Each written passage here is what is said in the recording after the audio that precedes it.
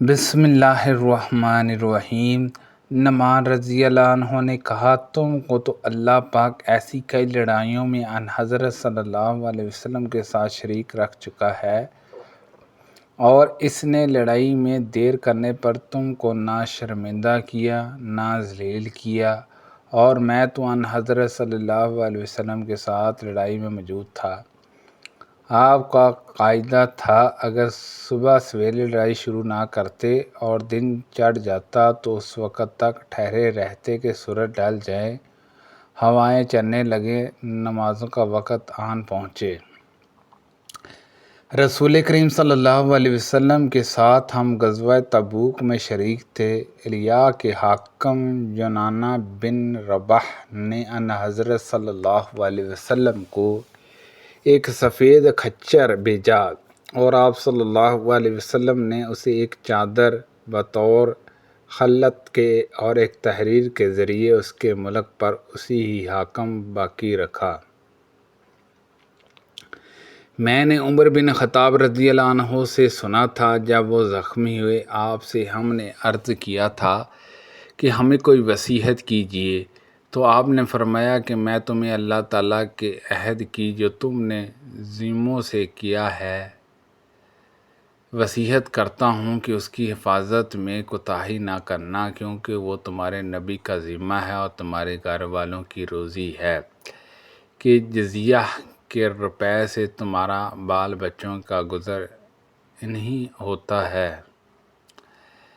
نبی کریم صلی اللہ علیہ وسلم نے انصار کو بلایا تاکہ بحرین میں ان کے لیے کچھ زمین لکھا دیں، لیکن انہوں نے عرض کیا کہ نہیں، خدا کی قسم میں اس وقت وہاں زمین عنایت فرمائیں جب اتنی زمین ہمارے بھائی قریش مہاجرین کے لیے بھی آپ لکھیے۔ ان حضرت صلی اللہ علیہ وسلم نے فرمایا، جب تک اللہ کو منظور ہے یہ معاش ان کو یعنی قریش والوں کو ملتی رہے گی، لیکن انصار یہی اصرار کرتے رہے کہ قریش والوں کے لیے بھی سندیں لکھ دیجیے۔ جب آپ نے انصار سے فرمایا کہ میرے بعد تم یہ دیکھو گے کہ دوسروں کو تم پر ترجیح دی جائے گی، لیکن تم صبر سے کام لینا تاکہ تم آخر میں مجھ سے آ کر ملو۔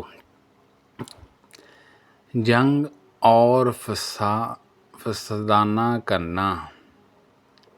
رسول اللہ صلی اللہ علیہ وسلم نے مجھ سے فرمایا تھا کہ اگر ہمارے پاس بحرین سے روپے آیا تو میں تمہیں اتنا اتنا اتنا 3 لپ دوں گا۔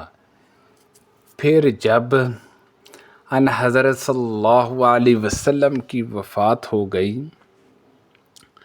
اور اس کے بعد بحرین کا روپے آیا تو حضرت ابو بکر صدیق رضی اللہ عنہ نے فرمایا کہ رسول اللہ صلی اللہ علیہ وسلم نے اگر کسی سے کوئی دینے کا وعدہ کیا ہوا ہو تو وہ ہمارے پاس آئے۔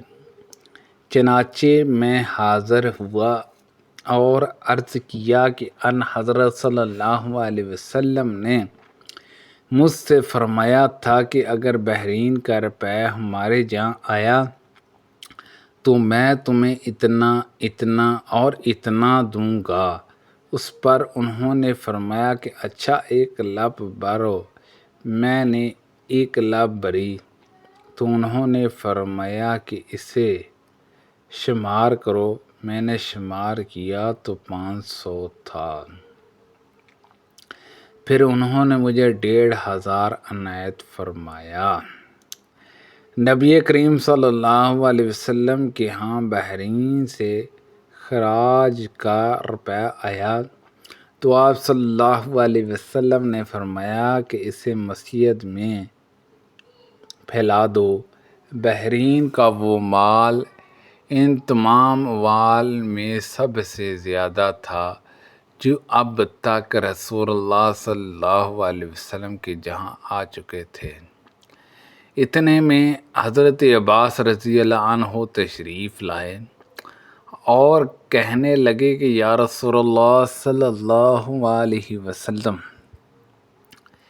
مجھے بھی عنایت فرمائیے، میں زیر ہار ہوں، کیونکہ میں نے بدر کے موقع پر اپنا بھی فدیہ ادا کیا تھا اور عقیل رضی اللہ عنہ کا بھی۔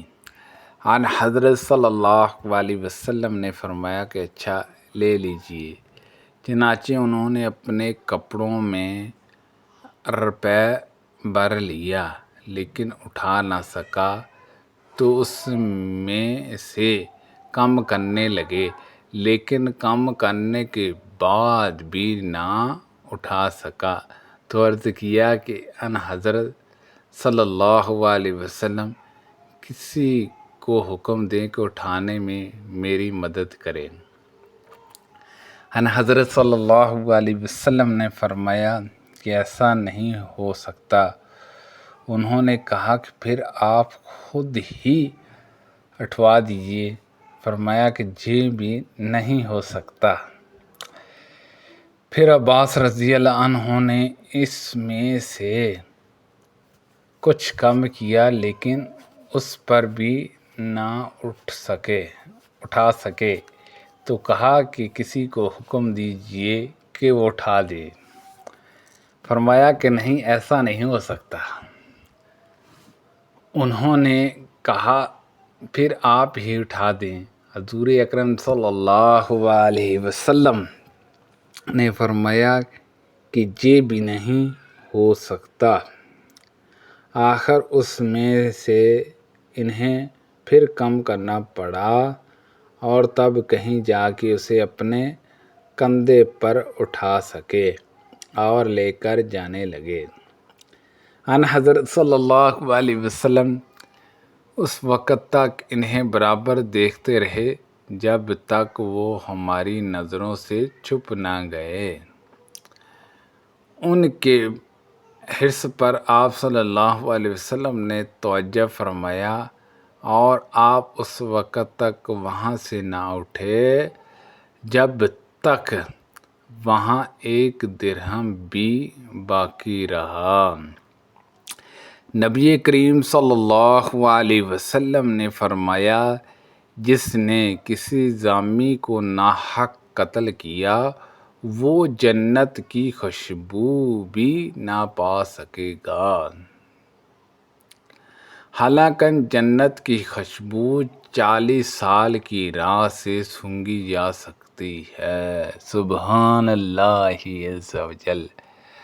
ہم ابھی مسجد نبوی میں موجود تھے کہ نبی کریم صلی اللہ علیہ وسلم تشریف لائے اور فرمایا کہ یہودیوں کی طرف چلو۔ چنانچہ ہم روانہ ہوئے اور جب بیت المدارس یہودیوں کا مدرسے پہنچے تو ان حضرت صلی اللہ علیہ وسلم نے ان سے فرمایا کہ سلام لاؤ تو سلامتی کے ساتھ رہو گے، اور سمجھ لو کہ زمین اللہ اور اس کے رسول صلی اللہ علیہ وسلم کی ہے، اور میرا ارادہ ہے کہ تمہیں اس ملک سے نکال دوں۔ پھر تم میں سے اگر کسی کی جائیداد کی قیمت آئے تو اسے بیچ ڈالیں۔ اگر تم اس پر تیار نہیں ہو تو تمہیں معلوم ہونا چاہیے کہ زمین اللہ اور اس کے رسول صلی اللہ علیہ وسلم کی ہے۔ سبحان اللہ عز و جل۔ اللہ پاک سے دعا ہے کہ اللہ پاک ان حدیثوں پر عمل کرنے کی توفیق عطا فرمائے۔ اللہ پاک ہم سب کو صحت و تندرستی عطا فرمائے۔ صدقہ جاریہ سے دوسرے لوگوں تک زیادہ سے زیادہ شیئر کیجیے۔